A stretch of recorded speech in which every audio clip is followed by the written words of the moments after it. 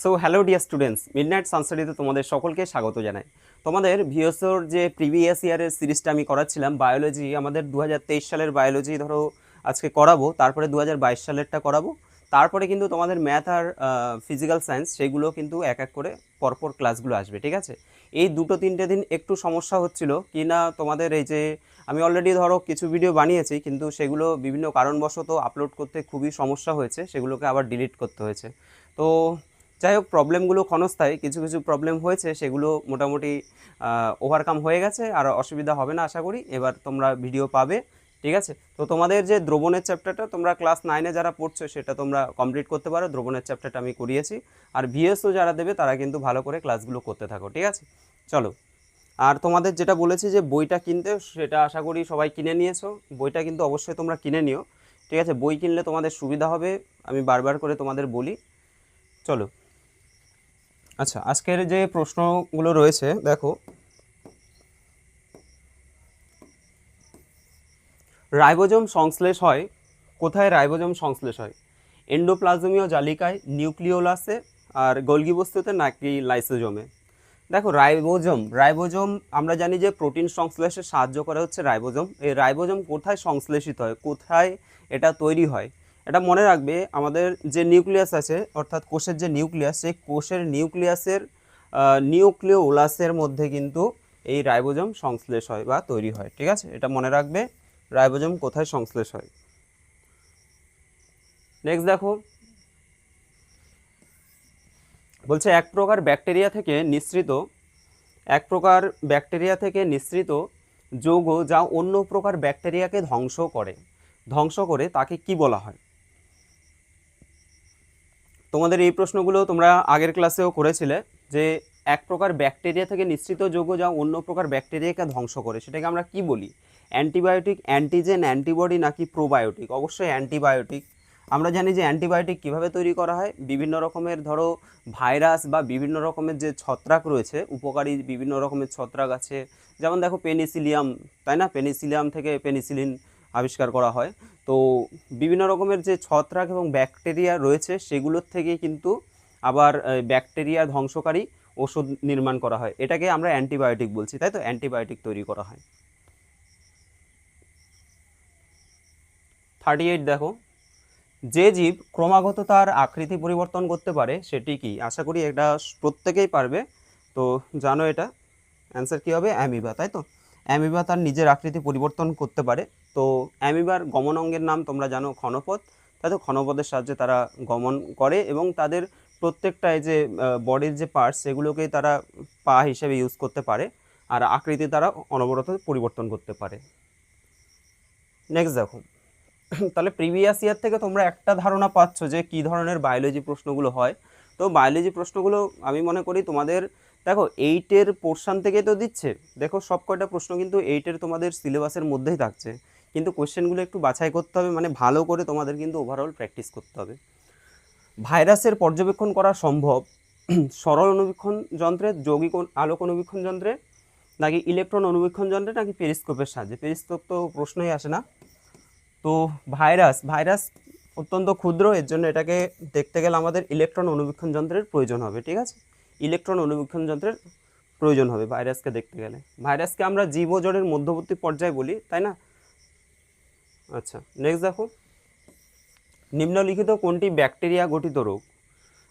তাহলে তোমাদের ওই যে রোগের যে চ্যাপ্টারটা আছে সেখানে কোনগুলো ভাইরাস গঠিত, কোনগুলো ব্যাকটেরিয়া গঠিত, কোনগুলো প্রোটোজোয়া গঠিত, কোনগুলো ছত্রাক গঠিত, মানে এই ধরনের দেখবে রয়েছে, তো সেগুলো অবশ্যই পড়বে ওই পোর্শনটা। কোনটি ব্যাকটেরিয়া গঠিত রোগ? টিবি বা যক্ষা, হাম, চিকেন পক্স, নাকি পোলিও? এটা অ্যান্সার কী হবে? ব্যাকটেরিয়া গঠিত রোগ হবে টিবি বা যক্ষা, যেটাকে আমরা বলছি। এই যে যক্ষা রোগটা হয়, এর যে ব্যাকটেরিয়াটা, মানে কোন ব্যাকটেরিয়ার জন্য এই রোগটা হয়, যে ব্যাকটেরিয়াটা অ্যাটাক করে সেটা হচ্ছে মাইকোব্যাকটেরিয়াম টিউবারকিউলোসিস, তাই তো? মাইকোব্যাকটেরিয়াম টিউবারকিউলোসিস তোমরা জানো, মাইকোব্যাকটেরিয়াম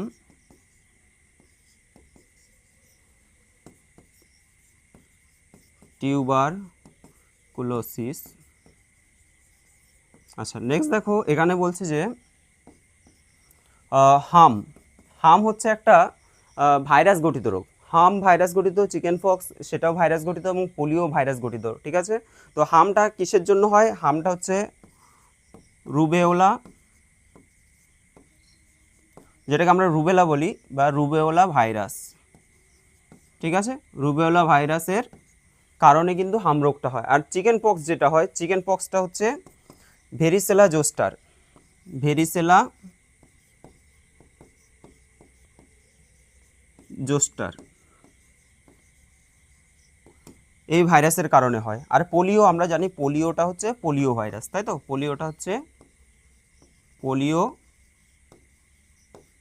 ভাইরাসের কারণে হয়। নেক্সট দেখো,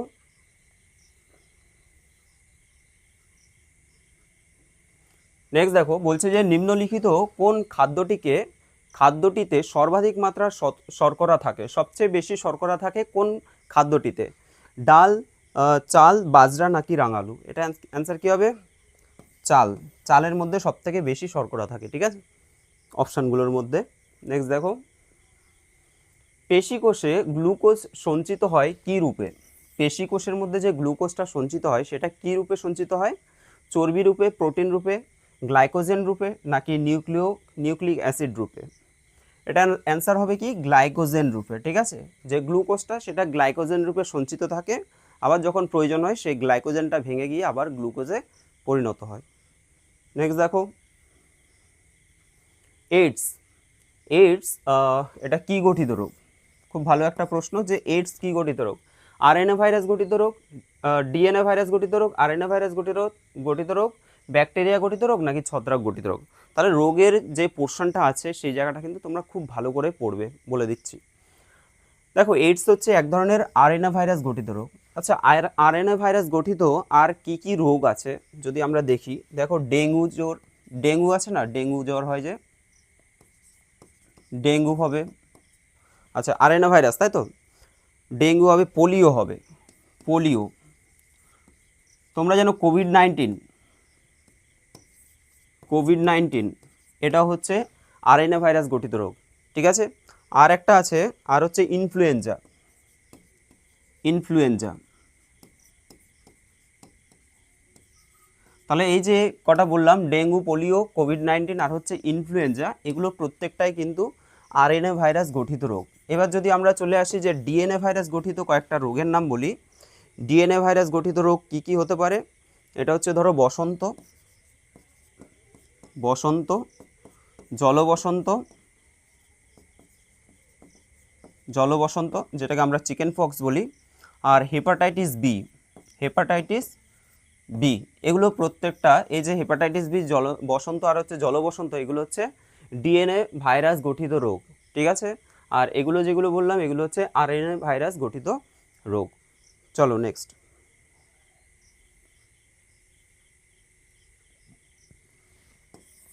ক্লাস প্রচুর আসবে, বলে দিচ্ছি, ক্লাস প্রচুর আসবে, কোনো চিন্তা করার কিছু নেই, ঠিক আছে, অনেক ক্লাস নেব।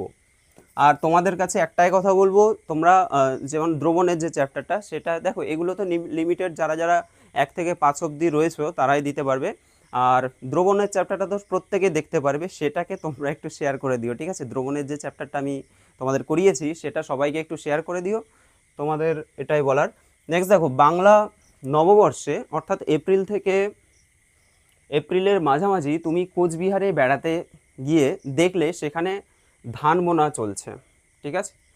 বলছে বাংলা নববর্ষে এপ্রিলের মাঝামাঝি তুমি কোচবিহারে বেড়াতে গিয়ে দেখলে সেখানে ধান বোনা চলছে, তারা কি ধরনের ধান চাষ করছে? তাহলে এই যে এপ্রিলের মাঝামাঝি সময়ে বা যখন বাংলা নববর্ষ হয় সেই সময়টা কি চাষ হয়, কোন ধরনের ধান চাষ হয়? সেটা হচ্ছে আউশ ধান, ঠিক আছে, আউশ ধান, ঠিক আছে। তোমাদের জন্য আমি একটা করে গ্রুপ ক্রিয়েট করব হোয়াটসঅ্যাপে, সেটা হচ্ছে ধরো যারা ক্লাস 9-এর তাদের জন্য একটা গ্রুপ, ক্লাস 10-এর একটা গ্রুপ, ক্লাস 8-এর একটা গ্রুপ থাকবে, আর যারা যারা ভিএসও স্পেশালি ধরো, না ভিএসও না, এনএমএমএস যারা দেবে তাদের জন্য একটা গ্রুপ ক্রিয়েট করব, ঠিক আছে। তো তোমাদের ক্লাস 9-এ যারা থাকবে সেখানে আমি ভিএসওর আপডেটগুলো দিয়ে দেবো, অসুবিধা হবে না। চলো নেক্সট, 45, মানবদেহে নিম্নলিখিত কোন অঙ্গটি বারবার ম্যালেরিয়া সংক্রমণের ফলে আকারে বৃদ্ধি পায়? বলছে যে মানবদেহের নিম্নলিখিত কোন অঙ্গটি বারবার ম্যালেরিয়া সংক্রমণের আক্রমণের ফলে বৃদ্ধি পায়? কি হবে? অগ্নাশয়, অ্যাড্রিনাল গ্রন্থি, প্লীহা নাকি থাইরয়েড গ্রন্থি? অ্যান্সার হবে প্লীহা। প্লীহার আকৃতি কিন্তু এই ম্যালেরিয়া রোগের প্রভাবে কিন্তু ম্যালেরিয়া যদি সংক্রমণ ঘটে তাহলে কিন্তু এই প্লীহার আকৃতিটা বেড়ে যায়। কোন উদ্ভিদের নির্যাস ত্বকের আর্দ্রতা বজায় রাখতে ব্যবহার করা হয়? কোন উদ্ভিদের নির্যাস ত্বকের আর্দ্রতা বজায় রাখতে ব্যবহার করা হয়? পুদিনা, রসুন, অ্যালোভেরা, হলুদ? সবাই জানো অ্যালোভেরা, তাই তো? অ্যালোভেরা। নেক্সট দেখো স্তন্যপায়ীর স্তন্যপায়ীর লোহিত রক্তকণিকা উভ অবতল কেন? এই যে উভ অবতল যে বিশেষ আকৃতি, এটা কেন হয়? এটার কারণ হচ্ছে তারা অক্সিজেন বহন করতে পারে বেশি পরিমাণে, ঠিক আছে? যাতে তারা বেশি পরিমাণে অক্সিজেন পরিবহন করতে পারে এবং বিভিন্ন ব্যাসের মধ্যে দিয়ে তারা চলাচল করতে পারে, দুটো কারণেই কিন্তু সেটাও একটা কারণ, তো উভ অবতল হয়।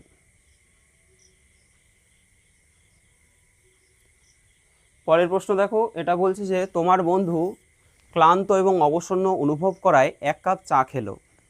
1 কাপ কী খেলো? চা খেলো, এবং তাতে সে বেশ সতেজ বোধ করলো, উদ্দীপনাও পেলো। এই অনুভূতি সম্ভাব্য কারণ কি হতে পারে? তাহলে চা খাওয়ার পর যে সে অনুভূতিটা বা উদ্দীপনাটা তার মধ্যে জেগেছে, সেটা কি কারণে? ঠিক আছে, চায়ে অপশানগুলো দেখো। বলছে চায়ে ভিটামিন B12 থাকে এবং সেটি উদ্দীপনা যোগায়, এটা ভুল। চায়ে ক্যাফিন এবং পেন্টাথেনিক অ্যাসিড থাকে যা স্নায়ু উদ্দীপনা হিসেবে কাজ করে। চায়ে ট্যানিন থাকে যা স্বাস্থ্যের পক্ষে ভালো। চা গরম পান করা হয়, তার ফলে এটি উদ্দীপনা আসে। গরম পান করলে তো এটা না। দেখো এই যে বি আর সি অপশন যদি দেখি আমরা, চায়ের মধ্যে ক্যাফিনও থাকে, আবার ট্যানিনও কিন্তু প্রচুর পরিমাণে থাকে, কিন্তু ট্যানিন যে থাকে চায়ের মধ্যে সেটা কিন্তু চায়ের যে টেস্টটা, সেই টেস্টটা নিয়ে আসে, ঠিক আছে? আর যে ক্যাফিনটা থাকে, সেই ক্যাফিন কিন্তু এই যে উদ্দীপনা, স্নায়ু উদ্দীপনা যে তৈরি করে, সেটা হচ্ছে এই ক্যাফিনের জন্য, ঠিক আছে? চায়ের মধ্যে যে ক্যাফিন থাকে সেটা। তাহলে অপশান কি হবে? বি হবে সঠিক অ্যান্সার। পরের প্রশ্ন দেখো 49, বলছে একশৃঙ্গ গন্ডার আর বাগরোল দুটোই পশ্চিমবঙ্গের উল্লেখযোগ্য বন্য প্রাণী, আমরা জানি। আচ্ছা, অবশ্য দুটি প্রাণীর পক্ষেই পরিস্থিতি খুব অনুকূল নয়, অর্থাৎ তারা বর্তমান ভারত মানে আমাদের যে পশ্চিমবঙ্গের পরিবেশে তারা অনুকূল নয়, অর্থাৎ এদের সংখ্যা কিন্তু অনেক কমে এসেছে এদের উপযুক্ত বাসস্থানের অভাবে। তারপর নিচের কোন দুটি বক্তব্য তাদের সম্পর্কে সঠিক বলে তুমি মনে করো? আচ্ছা, তোমাদের এখানে আমি একটা প্রশ্ন, তোমরা কমেন্ট করবে যে পশ্চিমবঙ্গের রাজ্য পশু পশ্চিমবঙ্গের রাজ্য পশু কোনটি? এটা তোমরা কমেন্ট করবে, ঠিক আছে?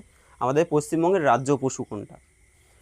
এবার দেখো কি কি বলছে। তাহলে এই যে আমাদের গন্ডার আর বাগরোল, এগুলোর যে সংখ্যা কমে যাচ্ছে, দুটি প্রাণী বলছে যে প্রাণীর পক্ষে পরিস্থিতি খুব অনুকূল নয়, এই বক্তব্যের সাপেক্ষে আমরা কোনটা সঠিক বলতে পারি?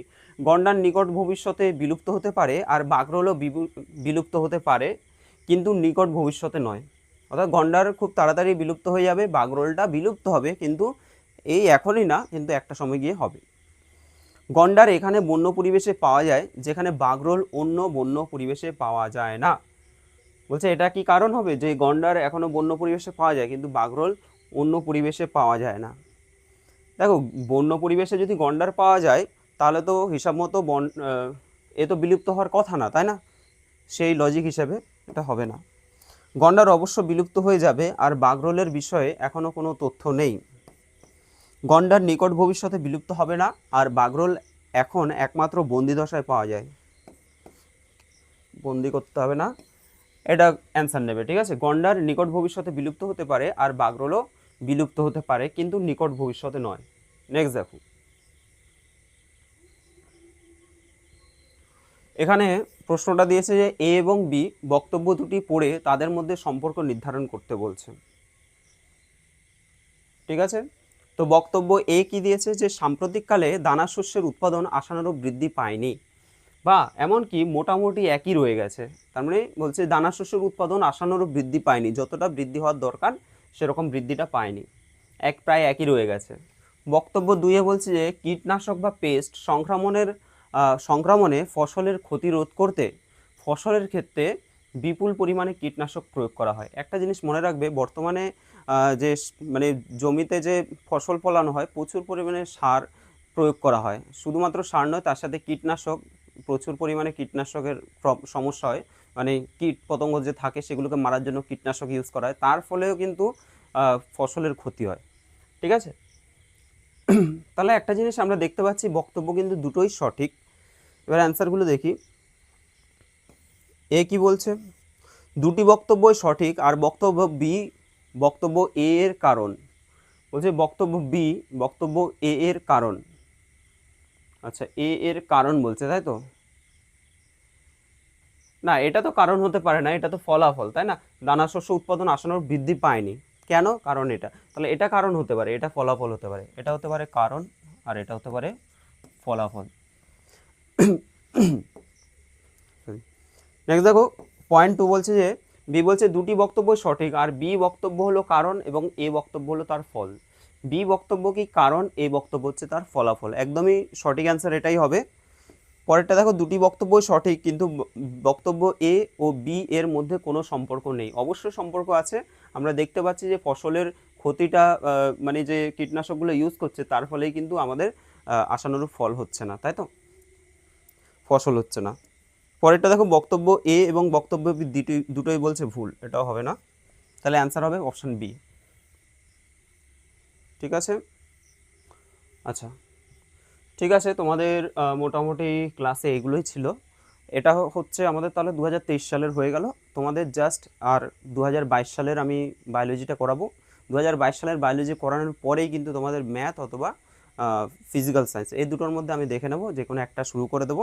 ঠিক আছে, আর এর আদার্স যে প্রশ্নগুলো সেগুলো কিন্তু আমি করাতে থাকবো। তো তোমাদের ভিডিওটা কেমন লাগলো অবশ্যই কমেন্ট করবে, যদি ভালো লাগে অবশ্যই লাইক করে দিও। ঠিক আছে, ফ্রেন্ডদের সাথে ভিডিওগুলো শেয়ার করে দিও। আজকের জন্য এখানে দেখা হচ্ছে তোমাদের সাথে পরের ভিডিওতে।